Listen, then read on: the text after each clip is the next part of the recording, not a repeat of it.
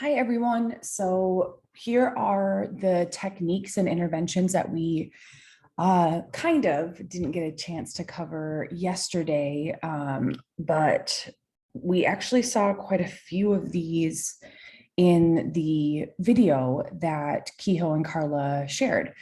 So I'm just going to go over each of these. And Christiana had asked a question in the chat last night about working with resistant, like how would functional family therapy work with any family members who are resistant to change.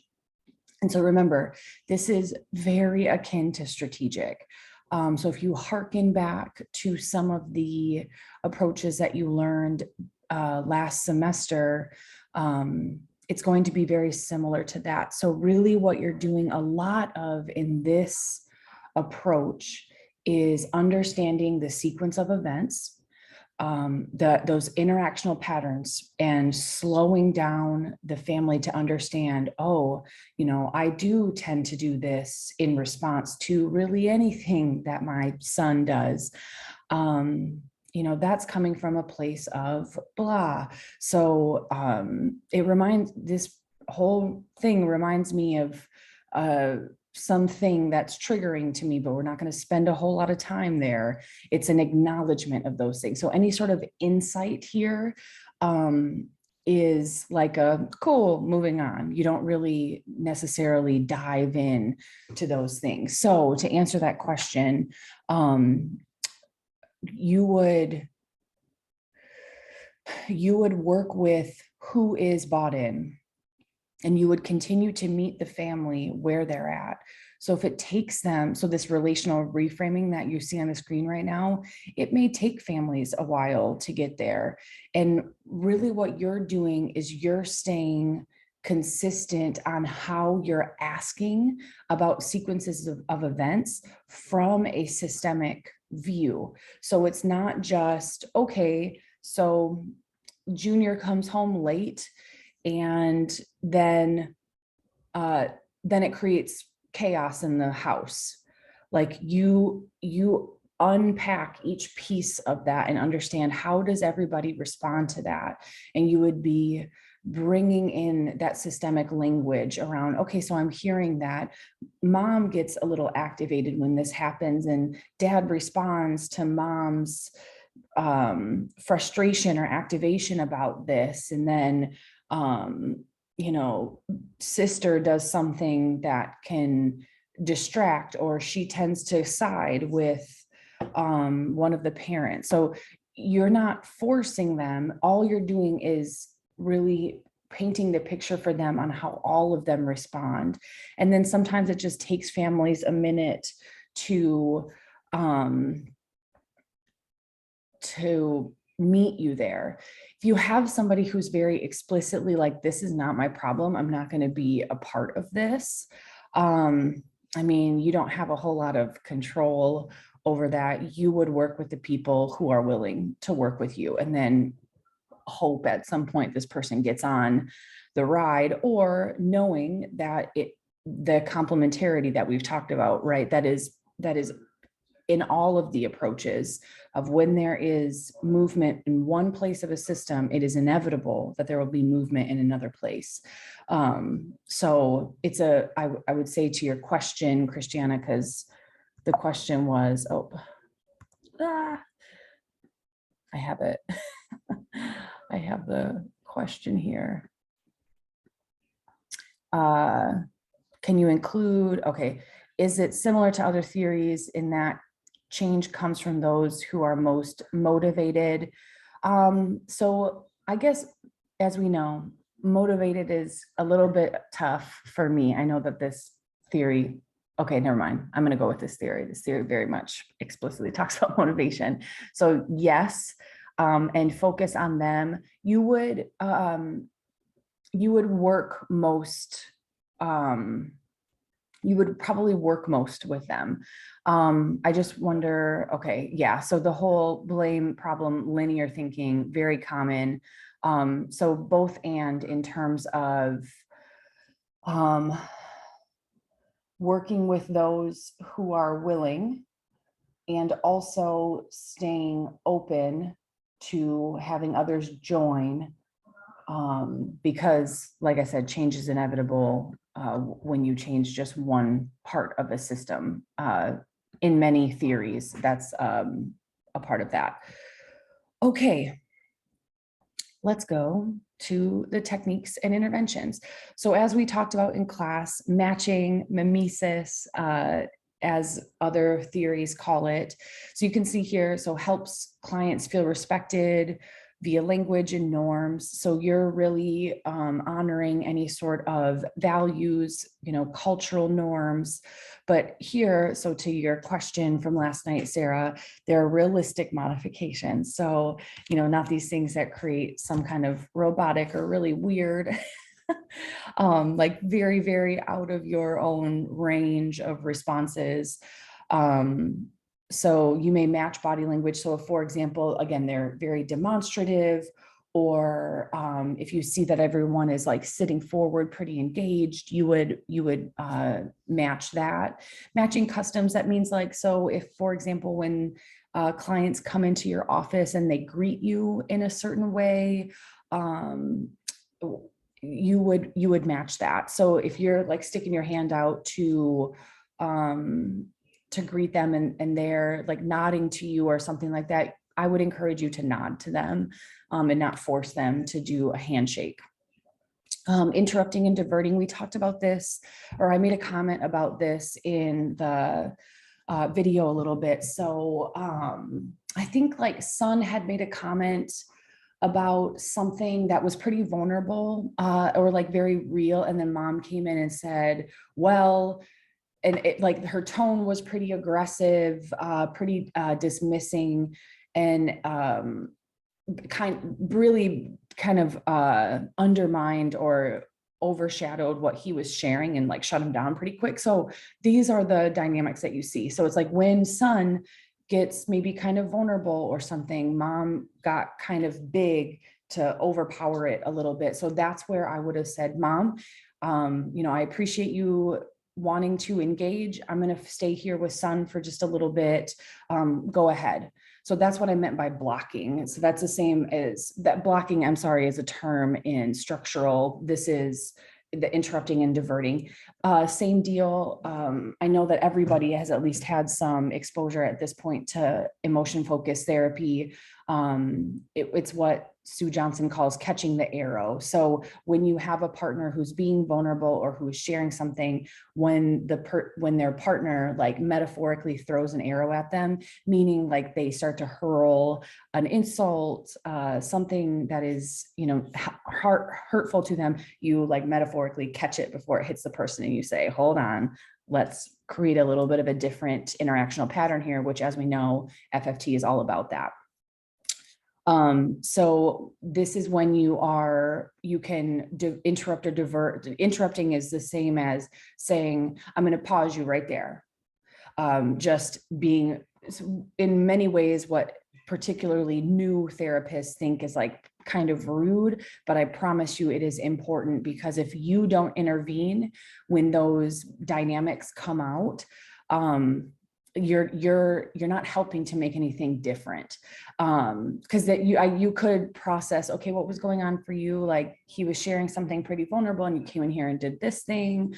You could do that after you say, shut your face, in of course a tactful way. So interrupting and diverting serves two functions.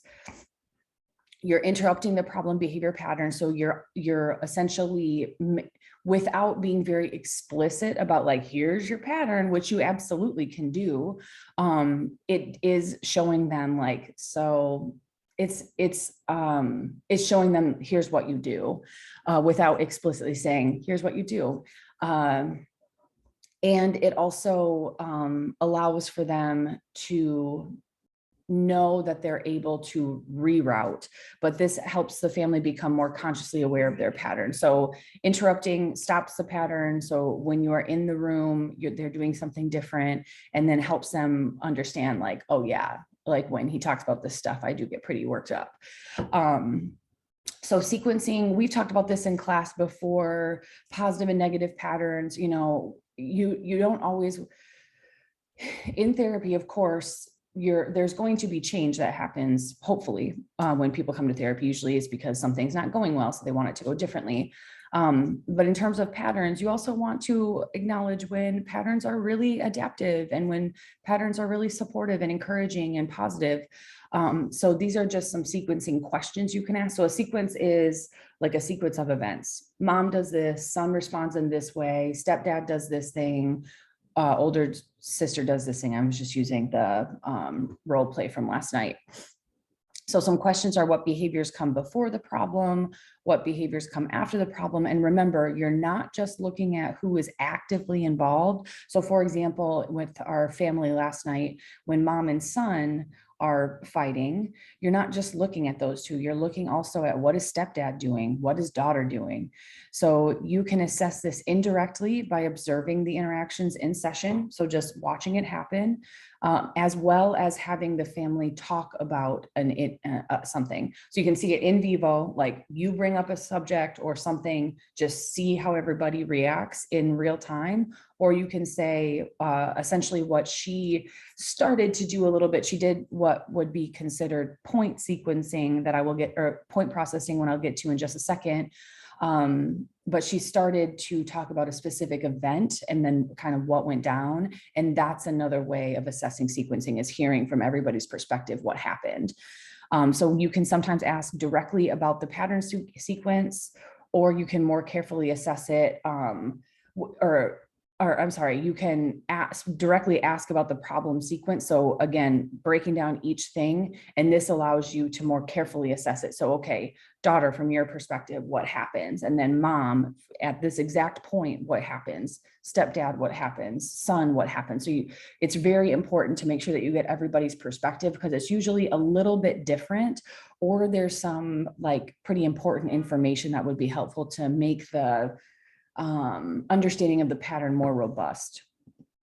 So point processing, like I said, the therapist in the role play kind of started to do this when she was asking about the shoplifting. So I thought she was going to go into more detail about it, but she let it go pretty quickly. So point processing is when you are talking about a very specific event. So when she brought up the shoplifting, I thought then she was going to kind of go through a sequence. So point processing is where you like invite the family to talk about a very specific event, and then understand what happens from there. That's really it's like more guided sequencing, or like if the point processing is like the thing that brought them to therapy, or something that's like pretty hot for them.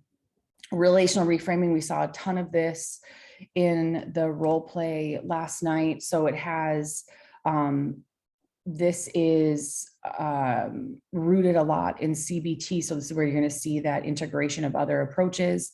So as we know, the blame focus definition, that linear causality for issues, moving the family into a family focused definition. So with cognitive restructuring, there's 3 parts to that, where you're acknowledging what is happening, and then understanding what is the attribution errors that are happening. So you're offering for them or brainstorming with them, what's an alternate explanation for this behavior? So remember, the core of this is, what is the function of the behavior? And I will say, usually the function of the behavior is to help out the family in many ways. A metaphor that implies an alternative construction of the problem. So you could, I don't know if anyone wants to come up with maybe a metaphor that they could offer to that family of, you know, I don't know. I always think of like sinking ships or something, where the behavior helps like clog a hole or something, but metaphors are usually a good way, because the purpose of metaphors is, I think, multiple fold, where it helps engage other senses in terms of just like imagining a figure or something like that. But metaphors many times to take the focus exactly off the people and puts it on the metaphor. So it helps distance the family emotionally. So instead of talking about like an impending divorce or something that's like pretty laden, emotionally laden, you can talk about the metaphor of a ship. And people sometimes can more easily engage in something that's not from an I perspective sometimes. And then humor, to imply that not everything is as it seems. So this comes from some of that strategic approach as well. I mean, this is just in general, not having therapy be so heavy all the time. And then, so after you acknowledge what's going on, work on reattribution in these steps, you're assessing the impact of the reframe and building on it. How does that sound to you? What is that like for you? I still don't get it. I still just think my son is the problem. Okay, let's work from there. And then if you have some buy-in, you're going to build. So themes here is just understanding the ways or like what's going on from a relational. So very connected to relational reframing. So here the example is actually very applicable to what we listened to last night, the behavior of acting out as being reframed into a desire for some interpersonal connection. So what you're doing is taking that behavior and seeing like, what's the goal in this behavior? Again, what is the function of that behavior? So just some themes of maybe, so with this family, I would argue that themes would be disconnection, some triangulation, unbalanced distribution of power. Like these are some of the themes that came out as I was watching. And then parent skill training, 3 areas of focus here. So remember the ages of the adolescents, clear expectations and rules. So again, for example, the mom last night a lot of times said like doing what he should be doing. And sometimes parents make a lot of assumptions about what adolescents know. So I would be like, if I was just thinking like back when I was in high school or middle school and my parents would have said something like that, don't think I would have really exactly known. Active monitoring and supervision. So this is where I think a lot of the work is with parents of having them re-engage in the parenting process.